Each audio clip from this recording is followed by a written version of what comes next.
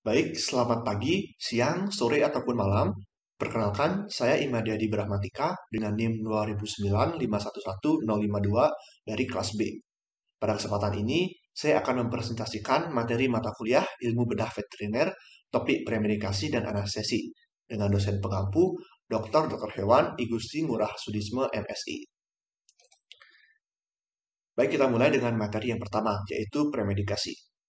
Premedikasi merupakan penggunaan obat-obatan sebelum pemberian agen anestesi untuk melancarkan induksi, pemeliharaan, dan pemulihan anestesi. Umumnya, premedikasi ini dilakukan 1 hingga 2 jam sebelum anestesi dilakukan.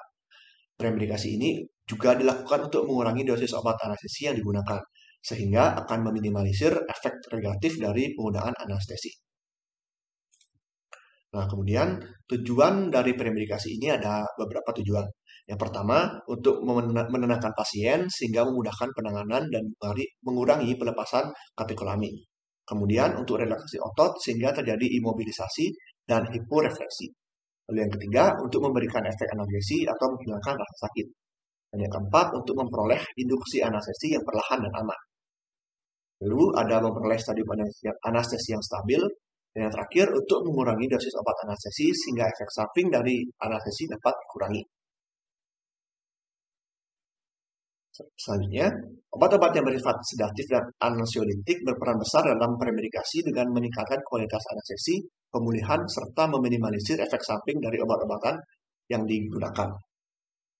Obat-obat premedikasi yang umum diberikan untuk hewan itu ada golongan tranquilizer, seperti acepromazin, diazepam, midazolam, silasin, dan medetomidin. Selain itu, ada pun golongan narkotik yang juga dapat digunakan seperti morfin, oksimorfon, dan meperidin. Serta golongan antikolinergik seperti atropin, skopolamin, aminopentami, dan glikopirolat.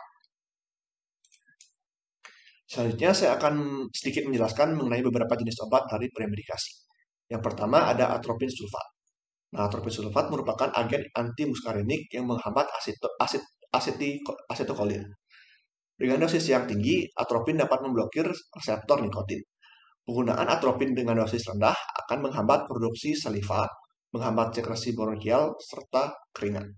Pada dosis medium, atropin menyebabkan dilatasi pupil mata dan meningkatkan denyut jantung. Penggunaan atropin dosis tinggi akan mengurangi motilitas gastrointestinal dan saluran urinaria. Sedangkan untuk dosis yang sangat tinggi akan menghambat sekresi lambung.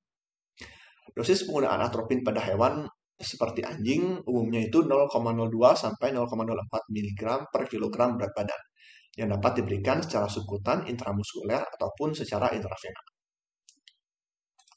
Selanjutnya, saya akan menjelaskan mengenai silasin. Silasin merupakan salah satu golongan alfa-2 adrenoseptor stimulan. Jenis obat lain yang termasuk golongan ini itu ada medetomidin.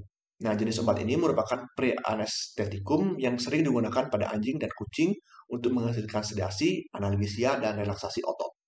Nah, silasin bekerja melalui mekanisme yang menghambat tonus saraf simpatik karena silasin mengaktifasi reseptor postinat alfa-2 adrenoseptor sehingga menyebabkan metriasis, relaksasi otot, penurunan denyut jantung, penurunan peristaltik, relaksasi saluran cerna, dan sedasi.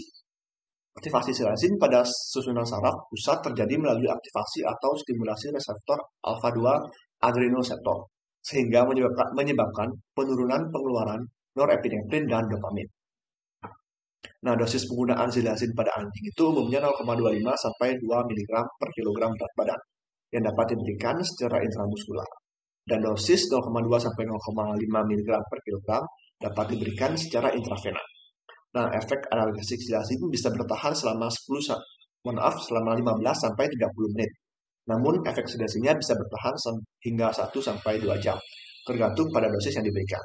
Sedangkan waktu pemulihan sempurna setelah pemberian silasin pada hewan seperti anjing membutuhkan waktu antara 2 sampai 4 jam. Nah, kemudian kita lanjut mengenai materi yang kedua, yaitu anestesi. Sebelum lebih lanjut, kita perlu memahami apa itu anestesi. Nah, anestesi merupakan suatu tindakan untuk menghilangkan rasa sakit ketika dilakukan pembedahan dan berbagai prosedur lain yang menimbulkan rasa sakit. Dalam hal ini, rasa takut perlu ikut dihilangi untuk menciptakan kondisi optimal bagi pelaksanaan pembedahan. Nah, anestesi juga diartikan sebagai keadaan temporer di mana terjadinya relaksasi otot, hilangnya rasa sakit, dan hilangnya rasa terhadap rangsangan tanpa atau disertai dengan hilangnya kesadaran. Nah, dalam dunia veteriner, pemberian anestesi bertujuan untuk mengurangi atau bahkan menghilangkan rasa sakit saat dilakukan tindakan medis, seperti operasi. Nah, penggunaan anestesi juga dimaksudkan untuk menenangkan hewan, sehingga akan memudahkan dalam melaksanakan diagnosa, transportasi bagi hewan liar ataupun eksotik, dan prosedur pengobatan seperti pembedahan. Nah, di samping itu dapat juga digunakan untuk menjalankan prosedur eutanasia. Nah, dalam hal ini perlu diperhatikan bahwa prinsip anestesi berbeda dengan analgesia, di mana analgesia didefinisikan sebagai penghilangan rasa sakit, sedangkan anestesi didefinisikan sebagai penghilang sensasi yang juga otomatis termasuk hilangnya rasa sakit. Nah, prinsip anestesi harus memenuhi 3 prinsip, yaitu prinsip analgesia, sedasi, ketidaksadaran, dan relaksasi otot. Nah, sebelumnya perlu kita ketahui bersama juga bahwa anestesi ditemukan pada tahun 1846 oleh Dr. gigi William Thomas Green Morton dengan bantuan ahli kimia dari Harvard University yaitu Charles Jackson. Nah, penggunaan anestesi pertama kali berupa ether yang terjadi pada tanggal 16 Oktober 1946 dengan berlangsungnya operasi pengangkatan tumor pada leher. Nah, semenjak kejadian itu terjadi revolusi ilmu bedah yang berkembang cukup pesat. Selanjutnya, berdasarkan kandungan senyawa anestesi, terdapat 3 tujuan umum dari anestesi. Yang pertama, meminimalkan potensi efek membahayakan dari senyawa dan teknik anestesi. Lalu yang kedua, mempertahankan homeostasis fisiologis selama dilakukan prosedur pembedahan yang mungkin melibatkan kehilangan darah, iskemia jaringan, reperfusi jaringan yang mengalami iskemia, pergantian cairan, pemaparan terhadap lingkungan dingin, dan gangguan koagulasi. Dan yang ketiga, memperbaiki hasil pasca operasi dengan memilih teknik yang menghambat atau mengatasi komponen-komponen respon stres pembedahan yang dapat menyebabkan konsekuensi lanjutan jangka pendek ataupun jangka panjang. Selanjutnya, adapun jenis-jenis dari anestesi, di mana terdapat 3 jenis umum dari anestesi, yaitu anestesi umum, anestesi regional, dan anestesi lokal. Nah, anestesi umum menyebabkan kehilangan seluruh kesadaran dan sensasi. Anestesi ini dapat diberikan dengan metode injeksi, intravena, ataupun dengan inhalasi.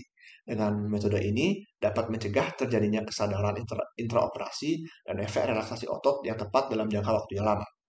Jenis anestesi ini dapat digunakan pada kasus pasien hipersensitif terhadap zat anestesi lokal.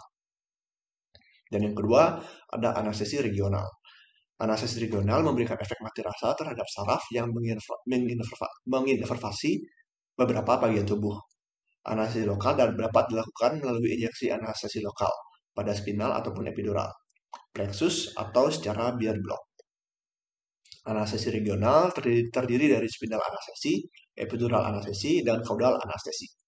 Pada bedah mayor seperti perbaikan hernia, histerektomi vagina, dan perbaikan pembuluh darah kaki, anestesi regional atau spina anestesi hanya dilakukan dengan induksi infiltrasi. Blok anestesi pada saraf vasomotorik, simpatis, dan serat saraf nyeri dan motorik menimbulkan vasodilatasi yang luas sehingga hewan dapat mengalami penurunan tekanan darah yang tiba-tiba. Dan yang terakhir, ada jenis anestesi lokal. Nah, anestesi lokal menyebabkan hilangnya sensasi pada tempat yang diinginkan. Obat anestesi yang menghambat konduksi saraf sampai otot terdifusi ke dalam sirkulasi. Anestesi lokal umumnya digunakan dalam prosedur minor. Perbedaannya dengan anestesi regional adalah bahwa anestesi lokal hanya memblok sensasi di area di mana injeksi diberikan, tanpa mempengaruhi daerah-daerah yang diinervasi oleh saraf tersebut. Kemudian selanjutnya ada metode anestesi. Terdapat 3 metode anestesi yang dapat dilakukan, yaitu ada injeksi, inhalasi, dan juga topikal. Pertama ada injeksi. Injeksi merupakan proses pemasukan cairan ke dalam tubuh menggunakan jarum, di mana terdiri dari injeksi intramuskular, intravena, subkutan, intradermal, dan injeksi depot. Nah, injeksi intramuskular itu bertujuan untuk mengantarkan suatu zat ke dalam otot. Injeksi intravena dilakukan dengan memasukkan cairan ke dalam aliran darah langsung melalui pembuluh darah. Nah, injeksi subkutan bertujuan untuk mengirimi cairan ke jaringan antara kulit dan otot. Injeksi intradermal dilakukan dengan langsung memasukkan obat ke dalam dermis kulit. Dan yang terakhir ada injeksi depot dilakukan dengan tujuan untuk menyimpan obat dalam masa lokal. Nah, kemudian secara bertahap akan diserap oleh jaringan di sekitarnya. Kemudian yang kedua ada metode inhalasi. Metode inhalasi ini merupakan metode pemberian obat dengan cara dihirupkan ke dalam saluran pernapasan dalam bentuk uap. Nah, kita ketahui bersama bahwa saluran nafas memiliki epitel untuk absorpsi yang sangat luas. Dengan demikian, akan berguna untuk pemberian obat secara lokal pada salurannya. Kemudian yang terakhir ada metode topikal. Metode ini merupakan pemberian obat melalui kulit atau membran mukosa, seperti melalui spray, salep, ataupun tetes mata. Selanjutnya saya akan menjelaskan mengenai stadium dari anestesi. Terdapat 4 stadium anestesi, di mana stadium 3 kembali terbagi menjadi 4 plana. Yang pertama, saya akan menjelaskan mengenai stadium 1. Stadium 1 disebut juga dengan stadium analgesia atau disorientasi. Stadium ini dimulai saat pemberian anestesi hipotonik sampai hilangnya kesadaran. Nah, dalam stadium ini terjadi dilatasi pupil, urinasi, dan defekasi. Kemudian yang kedua ada stadium 2. Disebut juga dengan stadium eksitasi atau delirium. Stadium ini dimulai dari akhir stadium 1 dan ditandai dengan pernapasan yang irregular, pupil melebar dengan refleks cahaya yang positif, pergerakan bola mata yang tidak teratur, lakrimasi positif, tonus otot meninggi, serta diakhiri dengan hilangnya refleks mendalam. Kemudian yang ketiga ada stadium 3 atau disebut dengan stadium pembedahan. Nah, stadium ini dimulai sejak kembali teraturnya pernapasan hingga hilangnya pernapasan yang spontan. Stadium ini ditandai oleh hilangnya pernapasan spontan dan hilangnya refleks kelopak mata. Nah, stadium pembedahan ini atau stadium 3 ini terbagi menjadi 4 plana, yang dimana plana 1 dicirikan dengan pernapasan teratur dan spontan. Terjadi gerakan bola mata involunter, pupil miosis, refleks cahaya ada, lakrimasi meningkat, refleks faring dan muntah tidak ada, dan belum tercapainya relaksasi otot lurik yang sempurna. Kemudian stadium 3 plana 2 ditandai dengan pernapasan yang teratur dan spontan pada perut dan dada. Volume tidak menurun, frekuensi nafas meningkat, bola mata tidak bergerak atau tetap terfiksasi di tengah, pupil midriasis, refleks cahaya mulai menurun, dan relaksasi otot yang sedang. Kemudian ada stadium 3, plana 3, yang ditandai dengan pernapasan teratur oleh perut karena otot interkostal mulai paralisis. Lakrimasi tidak ada, pupil midriasis, refleks laring, dan peritoneum tidak ada. Kemudian ada stadium 3, plana 4. Ditandai dengan pernapasan yang tidak teratur oleh perut karena otot interkostal paralisis total. Pupil sangat midriasis, refleks cahaya hilang, refleks sphinkter dan kelenjar air mata tidak ada.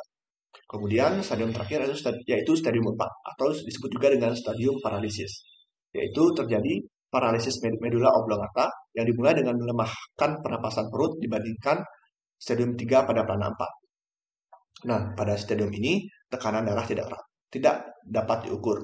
Denyut jantung berhenti dan akan diakhiri dengan terjadinya kematian. Selanjutnya, saya akan menjelaskan mengenai parameter pemantauan dari anestesi. Terdapat 5 parameter yang dapat dijadikan tanda.